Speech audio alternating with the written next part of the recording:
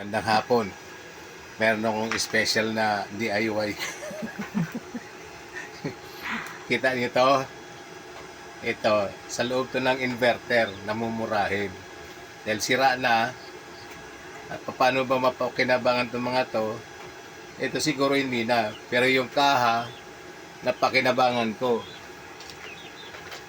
Ito ngayon ang pahangin ko dito sa ang hina lang na nabili namin na which reminds me, ang hina lang nung fan galing pa ng China, kaya ba pag mga China. So ito 12 volts na fan, ang hina, pero para di masunog nilagay ko sa case ng inverter. So pag tinapat ito dun sa apoy, hindi siya basta-basta masusunog. Hindi basta-basta masusunog yung fan. So, ayan. So, may hangin siya dito na lumalabas. Itatapat doon sa, kinunik ko sa 12 volts na battery. And, since meron tong switch yung inverter, itong kinabit ko dito ngayon. So, may switch din naman siya. Meron mo yung switch ng inverter at yung kaha na pakinabangan, recycled, DIY na pa ng, ng panluto sa dirty kitchen. So, mayroon siyang hangin ng hina lang. Nagagamit din naman.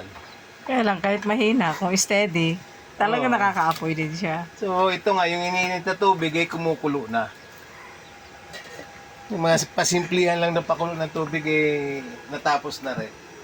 Mga tira-tira na lang na gato, ngayon luto pa rin dahil sa mayroon siya pahangin na ang hina lang. So, okay na rin. All things considered, good naman siya.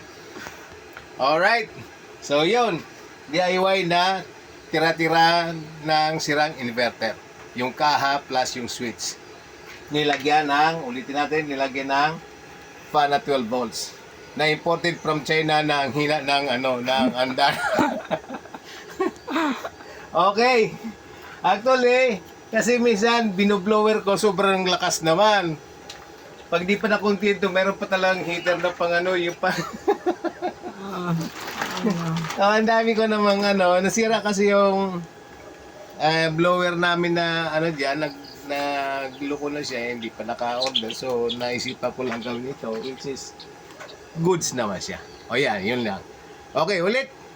Thank you very much.